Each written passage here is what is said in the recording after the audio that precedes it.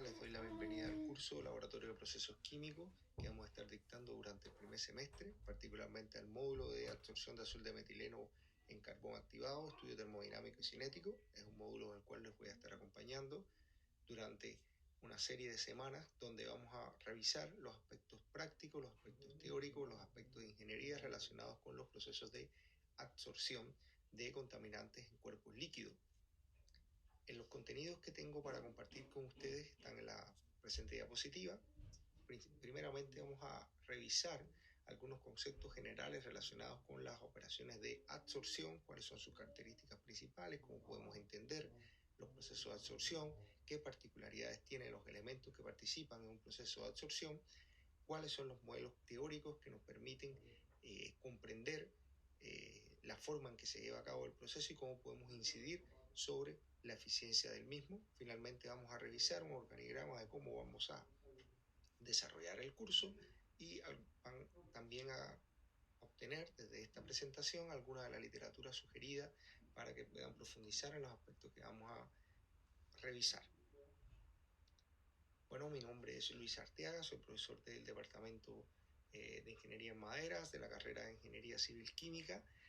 Soy en este momento el coordinador del Laboratorio de Procesos Térmicos y Catalíticos de la misma Escuela de Ingeniería Civil Química, un laboratorio que se creó en 2019, donde nosotros básicamente nos concentramos en hacer estudios fundamentales relacionados con la catálisis aplicada, la termoconversión de residuos ricos en átomos de carbono, y también hacemos algunos estudios de simulación y optimización de procesos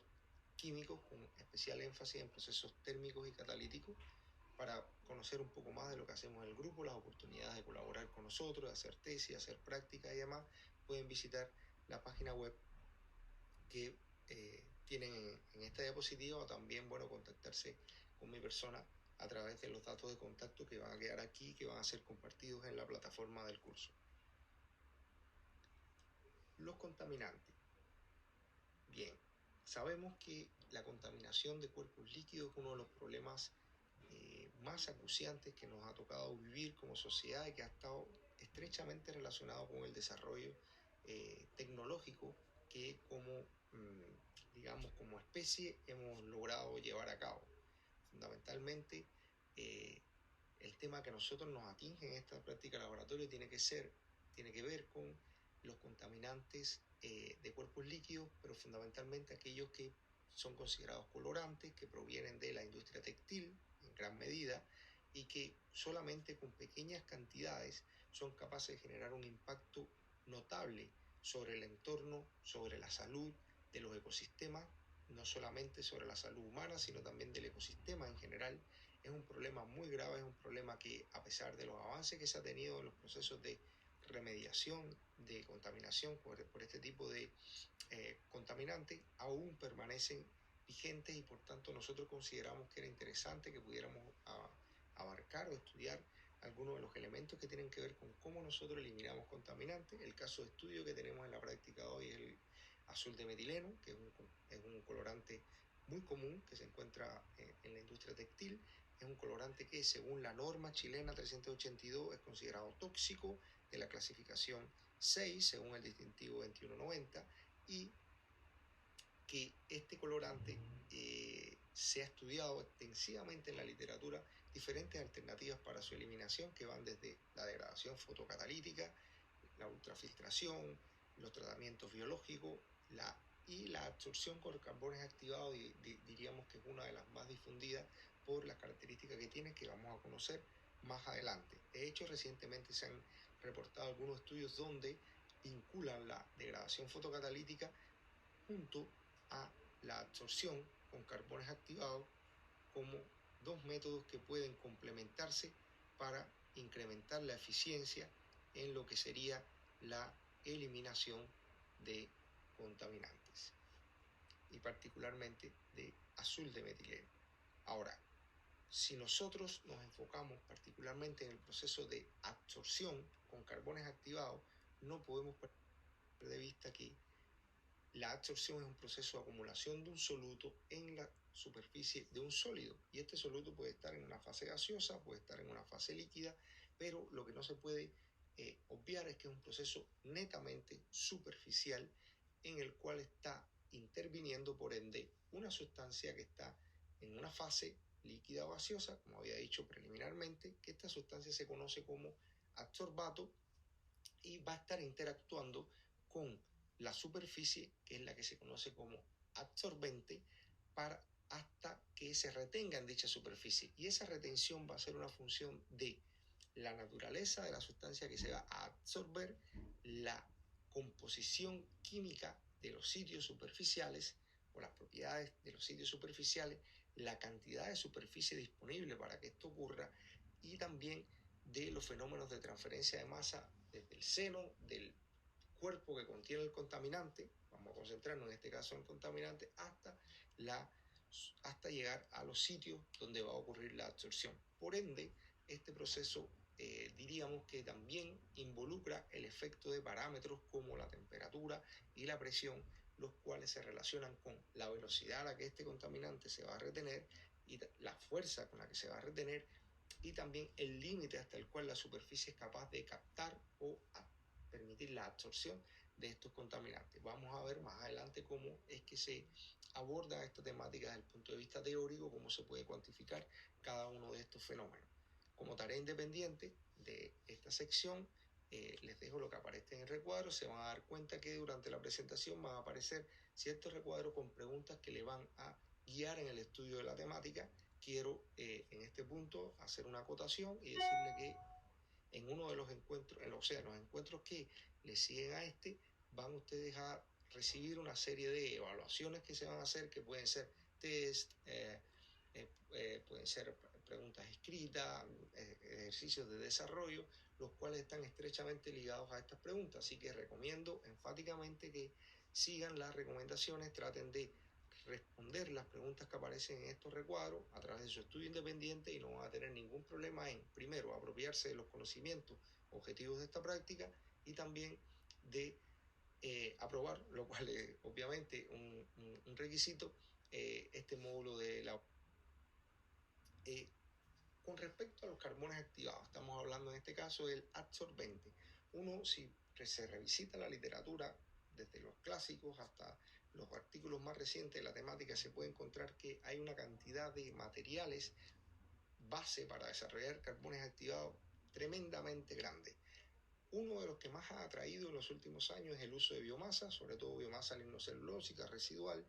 ¿Por qué? Porque permite darle un uso a un recurso que originalmente tiene un bajo valor, permite incluso secuestrar parte del carbón que tiene esta biomasa, a la vez que resuelve el problema de la contaminación. Para llegar a un carbón activado de biomasa se puede hacer por diferentes procesos, de una manera muy simple. Se podría decir que esta biomasa se somete a tratamientos térmicos, tratamientos químicos, con el objetivo de generar una matriz que sea altamente porosa, con mucha superficie específica. Estamos hablando del orden de los 500 a los 1000 metros cuadrados por gramo, en un carbón activado, y con una distribución de tamaño de poro que puede ser controlable. Según la IUPA, los poros uno los puede clasificar en nanoporo, de 2 nanómetros o menos, mesoporo en el rango de 2 a 50 nanómetros y macroporo por encima de los 50 nanómetros. Si uno hace un corte transversal a un carbón activado, va a encontrar algo parecido a esto, lo cual, según March y Reynoso, lo relacionan con esta característica, es como un pollo saliendo de un huevo, donde se pueden ver una serie de canalizaciones, que algunas son más estrechas que otras, algunas son más profundas que otras, y esto tiene que ver obviamente con los tratamientos que le mencioné anteriormente que se le puede hacer al material original para llegar a este material que sería nuestra matriz de absorción o nuestro carbón activado. Por ende, una vez que nosotros desarrollamos este carbón activado, sabemos que cumple con las especificaciones que nosotros queremos que este tenga para poder absorber selectivamente un contaminante. Y aquí quiero hacer un énfasis en que a la hora que estudien la temática no pierdan de vista el término de selectividad, porque en muchas ocasiones solamente queremos absorber uno o dos sustancias contenidas en una mezcla y por tanto tenemos que diseñar inteligentemente las características del carbón activado, su digamos, composición química superficial, para lograr que se retengan con mayor fuerza, con mayor preferencia y selectividad aquellas sustancias que a nosotros nos interesan. Posteriormente, entonces, que tenemos este carbón, nosotros lo podemos poner con una conformación que puede ir desde un filtro de carbón activado, como la foto que ustedes pueden apreciar ahí, hasta una columna de lecho relleno, en diferentes formas que garanticen un contacto estrecho con el cuerpo que contiene el contaminante, líquido o gaseoso, o sea, este cuerpo, en este caso el azul de metileno, para tratar de que este azul de metileno, ya nos concentramos aquí, se elimine. Y aquí, como ingenieros o ingenieras, nos hacemos la pregunta, ¿pero cómo se retiene? O sea, ¿cuáles son los pasos que él sigue para retenerse? ¿A qué velocidad se retiene? ¿Cuáles son los límites de su retención? ¿Por qué? Porque nosotros podemos tener una alta concentración, el carbón tiene una serie, un número finito de sitios de absorción y posiblemente no sea suficiente para resolver nuestro problema de contaminación y para cumplir con una norma establecida. Y finalmente, ¿cuáles son aquellas resistencias que se oponen a que ocurra esa absorción? Entonces, uno los puede visitar en la literatura. Acá les propongo una figura que es bastante representativa, que fue publicado un paper recientemente en la revista Chemical Engineering, donde se desarrolla un carbón activado y se representan acá, ustedes pueden apreciar, una serie de etapas que tienen lugar antes de que el adsorbato se retenga en la superficie. En este caso, el adsorbato tiene que pasar desde el seno del líquido hasta la superficie del carbón activado, ya sea la superficie externa de la partícula de carbón o la superficie, que incluso es la mayor, que se encuentra en el interior de la cavidad de los poros. Por tanto, vamos a tener dos limitaciones de transporte. La primera, para que los contaminantes lleguen, la que tiene que vencer el contaminante hasta llegar a la superficie externa del carbón activado. La segunda, la que implica que este contaminante entre en los poros del carbón activado, lo cual debe ser eficiente para tratar de que el proceso sea lo más rápido posible. Entonces, estas dos resistencias son fundamentales, son dos resistencias que están limitadas por las condiciones de operación, y aquí tengo que hablar, por ejemplo, un caso como el que nosotros vamos a trabajar, que es batch, tiene que ver con la agitación que se logra en el medio, tiene que ver además con las propiedades del carbón, o sea, cuáles son los tamaños de poro, cuál es el diámetro efectivo de la molécula que yo quiero absorber para que nosotros podamos desarrollar un carbón activado cuya distribución de tamaño de poro sea lo suficientemente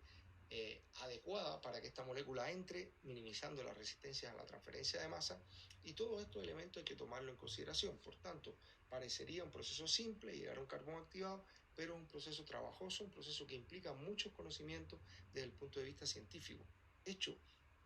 si nosotros queremos estudiar a qué velocidad se retiene este contaminante en la superficie del carbón, estamos hablando de la cinética, ¿cierto? Es algo que se conoce desde que uno estudia incluso ingeniería de reacciones químicas, en la parte heterogénea se habla de este tema, donde uno hace un estudio de cómo varía la concentración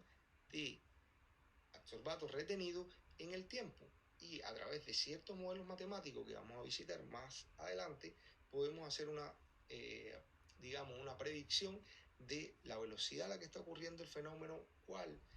es el tipo de absorción que está ocurriendo y elementos que me permiten describir y comprender el fenómeno de absorción. Asimismo, en el caso de la termodinámica, uno puede decir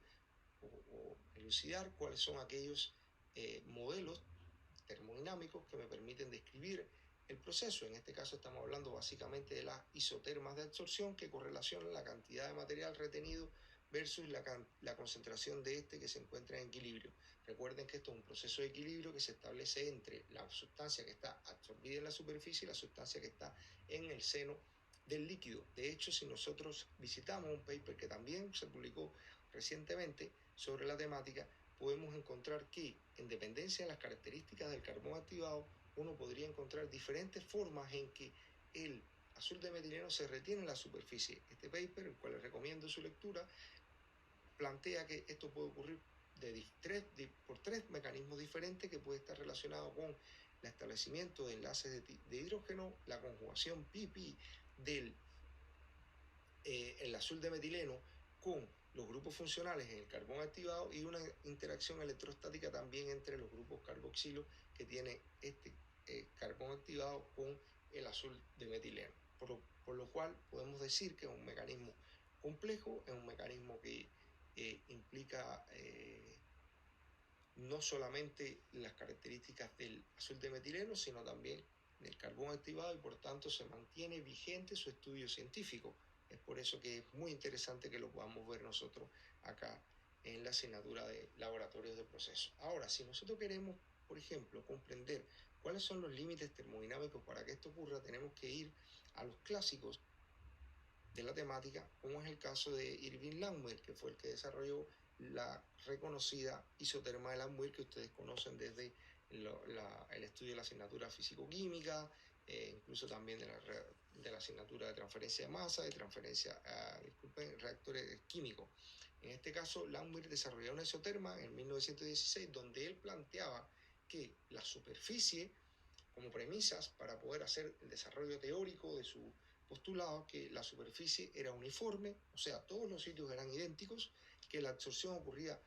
en una sola capa, o sea, no había moléculas que se superponían sobre otra, y que no existía ninguna interacción entre una molécula absorbida en un sitio A y aquellas que estaban en sitios adyacentes a esta, o sea, no había interacción entre las moléculas, y que las moléculas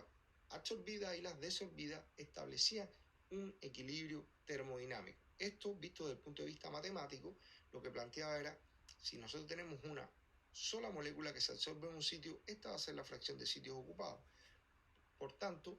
uno podría plantear la siguiente relación de equilibrio: la cantidad de moléculas que yo tengo en la fase gaseosa más los sitios disponibles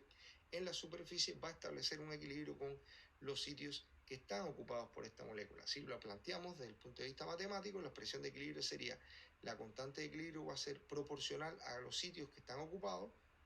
que son los representados por este símbolo, y los sitios que están disponibles por la concentración del contaminante en la fase gaseosa, porque Irving Langmuir hizo su experimento con gases. Asimismo, si nosotros arreglamos esta expresión, podemos llegar a la reconocida isoterma de Langmuir, que lo que plantea es que la cantidad de sustancia absorbida en el equilibrio dividido la cantidad máxima de sustancia que se puede absorber en el sólido va a ser directamente proporcional a la concentración del adsorbato por una constante de proporcionalidad que se conoce como la constante de la isoterma de Langmuir. Esto, si uno lo ve desde el punto de vista de la teoría de la cinética, uno puede decir la velocidad a la que se absorbe el contaminante, la molécula de contaminante, va a estar dada por una constante de velocidad y que una proporcionalidad de los sitios disponibles, o sea, la fracción de sitios disponibles por la concentración de este contaminante. Visto en sentido inverso, la velocidad a la que él se va a desorber va a ser proporcional a una constante de velocidad por los sitios que hay ocupados. Y finalmente, si nosotros consideramos, como dice Langmuir, que estos dos se encuentran en equilibrio, por tanto, podríamos decir, llegar a esta relación que, arreglándola, nos queda de la siguiente manera: asumiendo que la relación entre la constante de absorción y desorción puede estar dada por un parámetro definido por la letra B, llegamos exactamente a una expresión que es homóloga a la que dedujimos por la teoría del equilibrio. Asimismo, nosotros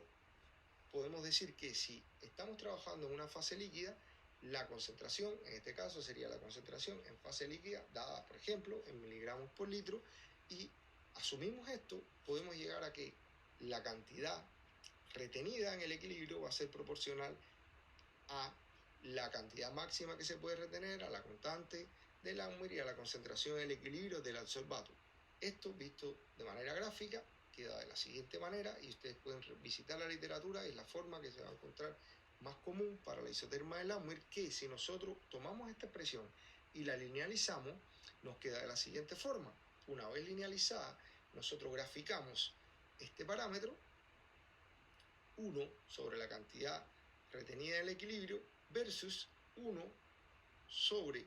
la concentración en el equilibrio, y esto nos va a llegar a la siguiente forma: una línea recta desde la cual nosotros de la pendiente obtenemos la capacidad máxima de retención, la constante de Langmuir, y desde el intersecto el inverso de la capacidad máxima de absorción. Esta es la forma en que tradicionalmente se tratan estos datos, y ustedes lo pueden verificar en la literatura de consulta de este curso. Ahora, para profundizar en Langmuir, la termodinámica de los procesos de absorción, acá les dejo una serie de preguntas que los va a guiar en el estudio correspondiente. Asimismo, otra de las isotermas más simples y digamos más difundidas en la literatura es aquella que dedujo Friedrich, que fue unos años antes, en 1909, donde partió de una expresión totalmente empírica, por tanto no tiene un basamento físico o químico detrás, que planteaba que la cantidad que se retenía de un soluto sobre el absorbente estaba relacionada con la concentración del mismo y un exponente dado. Entonces, la isoterma podría tener diferentes formas considerando el valor del exponente en la expresión de Friedrich. Esta expresión también se puede escribir de manera lineal, desde la cual nosotros, tomando datos experimentales de concentración y de cantidad retenida, la cual se puede calcular obviamente a través de un balance de masa, nosotros podemos llegar a determinar los parámetros que caracterizan cinéticamente la isoterma de Friedrich. ¿Cuáles eran los postulados de Friedrich? Que la superficie no era homogénea, que no había un límite máximo de absorción y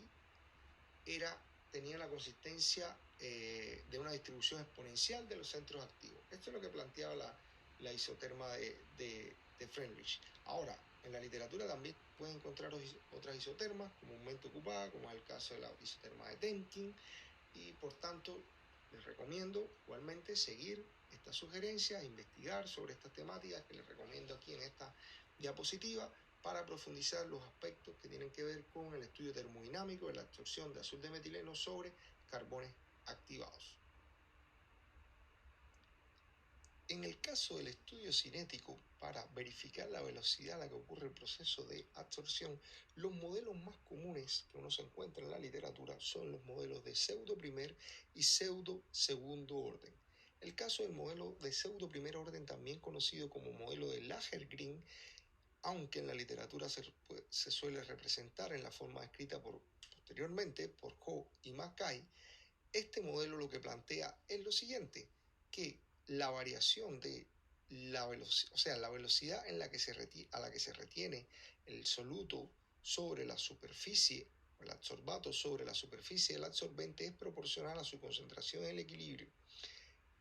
dada por una constante de proporcionalidad. Esto se puede escribir de manera lineal de cualquiera de estas dos formas que ustedes pueden apreciar acá, se lo pueden encontrar en la literatura, de manera lineal, usando logaritmo en ambos lados, o de esta forma donde tenemos una exponencial. Asimismo, nosotros podemos decir que para estimar los parámetros cinéticos, simplemente lo que tenemos que lograr es graficar el logaritmo de la concentración de equilibrio menos las concentraciones, o sea, la cantidad retenida en el equilibrio menos la cantidad retenida en un tiempo de t igual n versus el tiempo. Y vamos a tener una línea recta, o sea, vamos a tener una variación que se corresponde con una línea recta de pendiente negativa, de cuya pendiente podemos obtener la constante de velocidad de absorción, y del intercepto podemos tener, bueno, el logaritmo de la cantidad absorbida en el equilibrio. Comparar estos datos con los experimentales, con los del modelo, y poder evaluar cuál es la capacidad que tiene el modelo para describir la data experimental. Asimismo, el modelo de segundo orden es un modelo que se introduce básicamente para correlacionar aquellos datos que tienen que ver con absorción química, y que tiene la forma que ustedes pueden apreciar acá. Como pueden ver, es una ecuación relativamente simple, la cual se puede hacer un tratamiento gráfico similar al descrito anteriormente, pero en este caso graficando el tiempo dividido en la cantidad absorbida versus el tiempo. Y aquí vamos a obtener de la pendiente la cantidad absorbida en el equilibrio, y del intercepto la constante de velocidad de absorción. Ahora, existen también modelos de orden n, los cuales pueden ustedes estudiar en el paper de Simonin, que está disponible en la plataforma del curso, y desde el cual me gustaría que para el próximo encuentro ustedes trajeran estudiado, deducido, cuáles son las formas que que podría tener este modelo, y cómo ustedes lo aplicarían desde el punto de vista práctico a la data experimental que se les va a proveer para hacer los cálculos o las interpretaciones de los datos en el laboratorio. Ahora, ¿cómo Visto los elementos que hemos discutido hasta este punto de la presentación, creo que corresponde que discutamos un poco en cómo vamos a proceder, siendo ustedes el primer grupo que va a trabajar en la temática. Básicamente, ustedes van a tener que elaborar un material el cual va a servir para investigar un proceso de absorción de azul de metileno sobre un carbón activado. Para ello se sugiere responder algunas de las preguntas que aparecen, algunas no, en realidad todas las preguntas que aparecen en esta guía, que básicamente se centran en la investigación de cómo se ha estudiado a nivel de laboratorio este proceso. Es algo que pueden ver en la literatura sugerida en la asignatura, pero también hay mucho material en las diferentes revistas especializadas a las cuales ustedes a través de la base de datos de la universidad tienen acceso. Recomiendo mucho aquellas revistas de Elsevier, donde se enfocan en procesos de remediación de residuales, de cuerpos líquidos, también revistas que tengan que ver con ingeniería química y con termodinámica, por cuanto ahí van a poder profundizar sobre el tema de los diferentes modelos que se ocupan. Deben considerar que los modelos vistos en la presentación hasta este punto son simplemente modelos representativos, son los más comunes, pero también tienen que revisar en la literatura otros modelos como Tenkin, Todd, en el caso de la termodinámica, modelos de orden N, en el caso de la cinética, para que puedan hacer una propuesta mucho más profunda y mucho más completa de este tipo de estudio. Entonces, tomando en consideración que ustedes no van a tomar una data experimental ni hacer ese desarrollo, sino que van a hacer un trabajo que es, yo diría, incluso más importante aún, quiero que sepan que en el próximo encuentro la evaluación de su grupo va a estar concentrada en ver cómo avanzan en esta concepción, en qué literatura están consultando. Se les va a hacer una pregunta al respecto, una pregunta de desarrollo, y finalmente van a tener ustedes que entregar una presentación sobre la técnica operatoria que ustedes están proponiendo.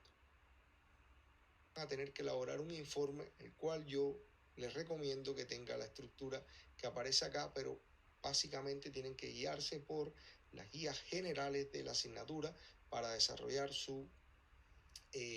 informe de laboratorio. Recordarle que esta práctica se evalúa en 3 pasos: una etapa de reconocimiento donde se evalúa su actitud, su participación en las discusiones, su autopreparación antes de entrar a la práctica, bueno, algunas preguntas exploratorias que voy a hacer a continuación, y posteriormente, bueno, tenemos una segunda etapa que tiene que ver con la experimentación, donde vamos a hacer una interrogación, que es una evaluación, y también se evalúa su actitud, su trabajo en equipo y demás. Y finalmente, bueno, el informe final, la discusión de los elementos teóricos, los elementos prácticos que ustedes pudieron desarrollar durante la práctica de laboratorio. Acá es muy importante, quiero hacer énfasis en la capacidad para trabajar en equipo. Es normal que cuando trabajamos con diferentes personas existan conflictos, existan, digamos, intereses múltiples, pero quiero señalar que una capacidad que tenemos que tener como profesionales es saber integrarnos a equipos de trabajo. Es algo que voy a estar evaluando de manera enfática en este curso, y va a tener un peso muy grande en su calificación el no participar de manera activa o contribuir a su grupo de trabajo. Eso podría llevar incluso a la calificación, digamos, negativa en este módulo de práctica de laboratorio. Bueno, finalmente les recomiendo estos artículos que ustedes pueden ver acá, además de los que cité en las diapositivas anteriores. También, bueno, acá tenemos algunas fotos de cómo quedan las prácticas en el laboratorio, de los equipos que se ocupan en el mismo. Bueno, una imagen muy bonita de nuestro edificio de laboratorio de procesos sustentables, donde están instaladas las facilidades para hacer la práctica de laboratorio. Bueno, por su atención, por haber estado acá, le agradezco mucho